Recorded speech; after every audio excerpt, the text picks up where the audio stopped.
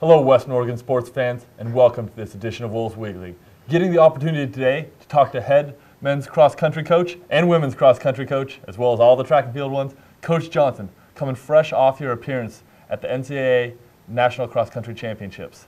I'm glad that you got to join us in studio today, Coach. Love it, Danny, and it's great to be able to come in and talk about top finish university's ever had in a national championship. We're 14th. We were 6 places better than we were a year ago. It was quite a unique race. I thought last year in Louisville, as you guys went there and you mentioned you guys got 20th there, but you guys get 14th this year and you got to run in some pretty unique conditions over there. Well, it's great. We came in, we achieved six places ahead of where we were ranked coming in.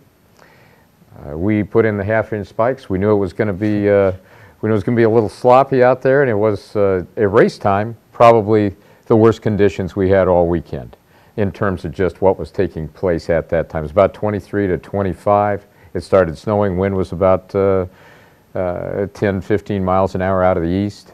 And so it was great. We've got, as you will see, some wonderful pictures of people basically with a little Christmas look on. Frosted, it's not just frosted window panes now, it's frosted eyebrows and hair, and probably, as cross-country running is, a challenge, climatically when you're running with just in a singlet.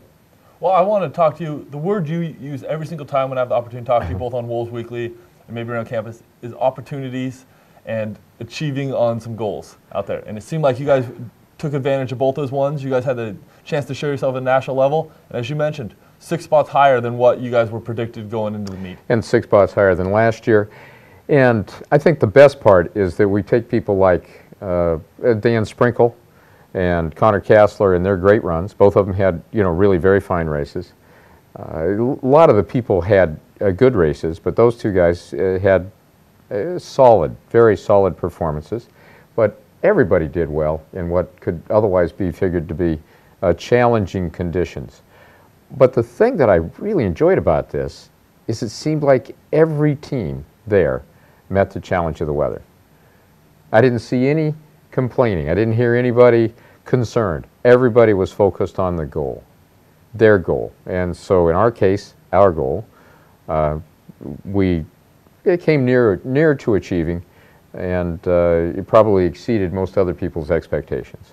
Well, take us a little bit through the race that you guys had up there, not just within the weather, but just kind of the way the race played out for some of you guys. Sure. We started in box 8, which was off to the left-hand side in a course that breaks right and then turns left, which isn't the best place necessarily to start.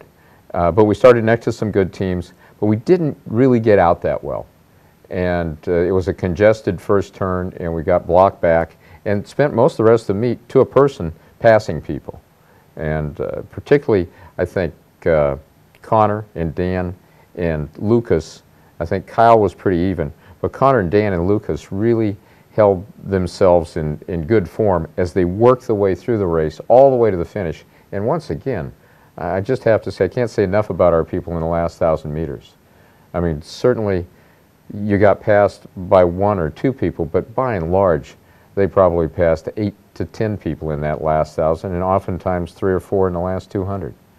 Well, I just want to make one quick mention, just shifting off the subject really quick. You talked about Connor Kassler and Dan Sprinkle being up there as the 1 and 2 Sure. runner for the Wolves. Those are also 2 gentlemen that we had the opportunity to talk about in the last Wolves Weekly, being all GNAC academic performers. Just great to see these guys achieve both on the course and Sure. in the classroom. And they will achieve that, and with these races they'll earn, and of course those were all region awards, and they will earn all academic All-American awards for this as well, and each of them being just out of the competitive All-American awards that are so coveted. Just a great note on those guys. And as you mentioned, kind of the best finish Western Oregon has ever had at the D2 level, possibly even at the NAI level, ever at this. No, cross country, absolutely. But I think the point of that is, this is our best finish, and we are getting better.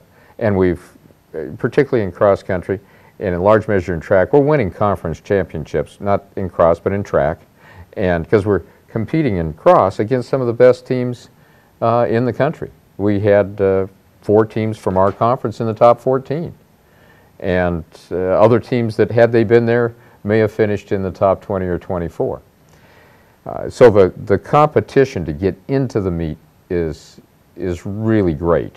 But all these people are busy all year long.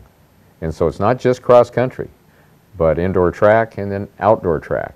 And I really feel strongly, Danny, that with the proper kind of support, that these are sports and these are people and individuals that we can achieve not what everybody gets happy about at 14th, but we can be on the trophy podium, and not just in cross country and track and field, indoor and out, but in our other sports as well.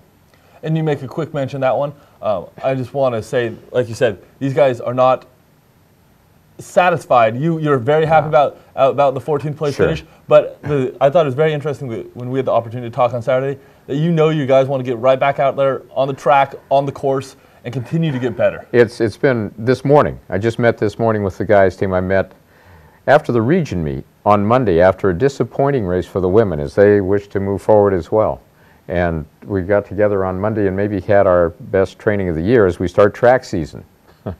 And for the guys, we got together this morning on Tuesday morning, and we had a wonderful workout and new drills, and we had discussions about what our upcoming goals are and what our goals are for cross next year and the things we need to do to achieve those things. It's an entirely great motivated group. I almost wish I could go back and be a team member because they're just great people. Well, on that same note, the guys, which is the kind of unique thing about cross country, track and field, both indoor and outdoor, is they are not one sport athletes. A lot of these guys are basically, as you mentioned, the training isn't really stopping. They're just getting ready to go right now for the indoor track and field season. As we don't want to talk completely about indoor track and field, but as Western Oregon attempts to defend their GNAC indoor title as well. 3 months from now, 3 months from Saturday, is about when we have our indoor conference meet. But in the meantime, after today's training, as we kind of specified, here's what's going to take place in the next 4 or 5 weeks. I mean, we have Thanksgiving holiday, we have Christmas holiday coming up. Much of the training will be on their own, directed, but not required, and they'll exceed my requirements. They'll exceed my expectations. I'm not worried about that. But we do try and back away from the intensity, the psychological intensity, to a degree, the physical intensity, and change the training that puts us in a recovery mode and at the same time a strength building mode and prepares us for the challenges of the next 6 months. And I tell you what, it's great. I mean, it's just great, and it's one of those situations where each person is always ready to compete and ready to travel. And as you mentioned, you guys do have a very good team and a lot of people that are very fun. Some of the gentlemen and women, you hate to see them go off the cross-country team. Still have the opportunity to see them during the indoor and outdoor track and field season. But just want to give a quick little shout-out, as they say, to some of the seniors that will no longer be on the cross-country team. They don't get a senior day. There wasn't one at home, but I just want to say it really quickly.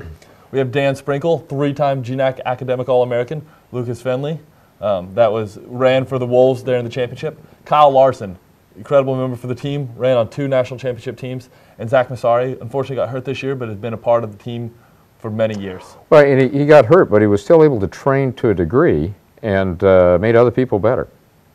That means you're contributing. That means he's contributing. And Kyle, of course, was an All-American indoors last year.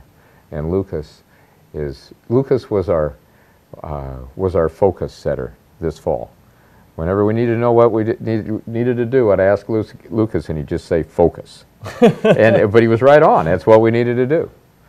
So great, I mean, wonderful personalities. I'd tell you stories, but I can't tell them. We're going to ask you for some of the women. Might have to actually hold off on those stories too, as some of those ones have been with the team for many years too. Amanda Wright, been a member of the team last year that went to the national championships as the women competed in it. Meryl Butcher, Kayanna Checky, Megan Everett, Janelle Everett, and Zoe Skordal. Many of those ones have had the opportunity to compete for the Wolves over there at nationals as well. Going to miss them on the course, but we'll still have the opportunity to see most of them this year, indoor, outdoor seasons. And I think have great track seasons ahead. Great track seasons ahead. Well, Coach, I know we're going to look forward to getting you back in here a couple more times during the track and field season, and just want to say thank you very much for coming in, recapping your appearance at the national championships. Great to see the team. Great to see the photos. And start of the holiday season, and we started it the right way. Fantastic. Well, thank you, Coach, and thank you all for watching this edition of Wolves Weekly.